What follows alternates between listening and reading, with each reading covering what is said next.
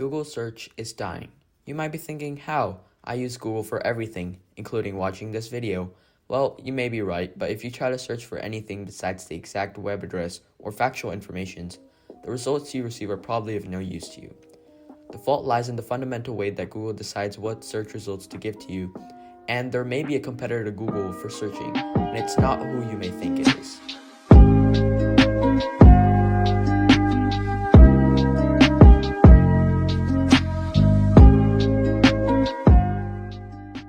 Before we begin, this video was inspired by an article I read, and I'll put the link to it in the description below.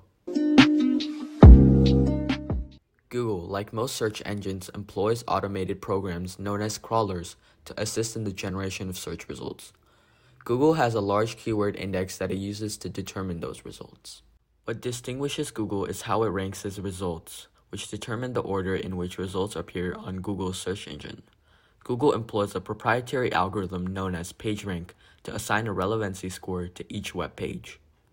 The PageRank of a web page is determined by a few factors. First, keyword frequency and placement on the web page. If a term appears only once in the body of a page, it will obtain a low keyword score. Second, how long has the website been up and running?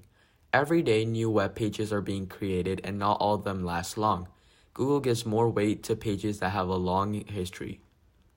Third, the number of other web pages that link to the page under consideration. To establish a site's significance, Google examines the number of web pages that connect to it.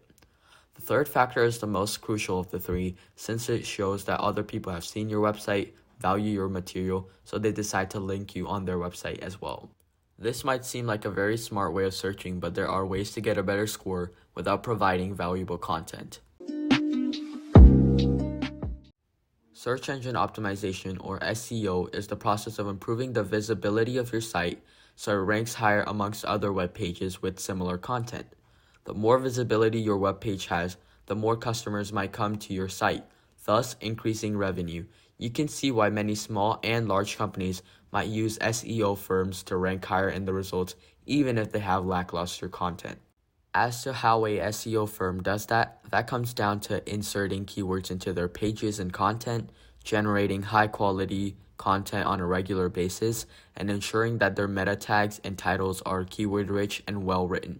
Most of the time, genuine companies use SEO to reach their audience and they have quality information on their website. But there are some companies that use sneaky tactics like keyword stuffing and link scraping to rank quickly.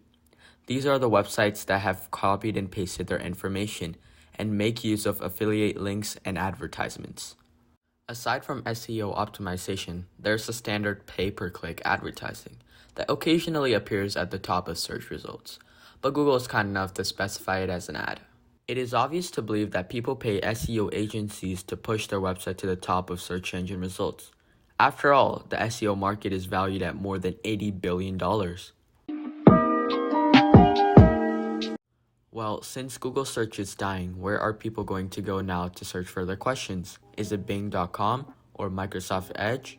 The answer is none of them. In fact, it's not even a search engine. It is Reddit.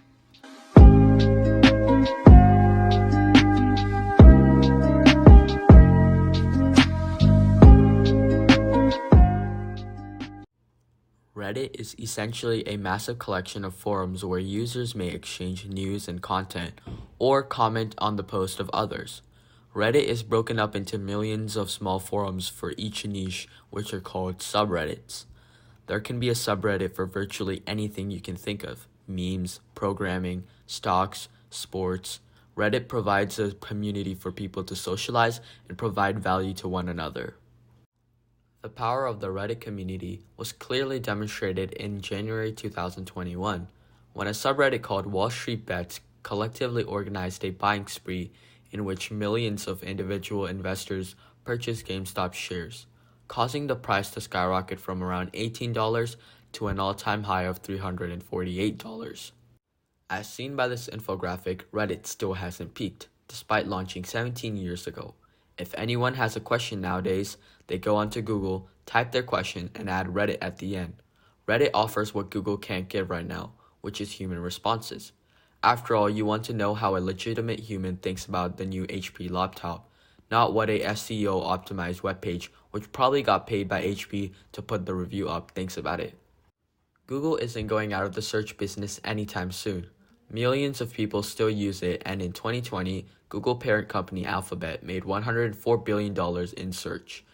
Google's search technology is far better than its competitors when it comes to factual information, but when it comes to reviews and recipes, the Google search algorithm is fooled by the SEOs.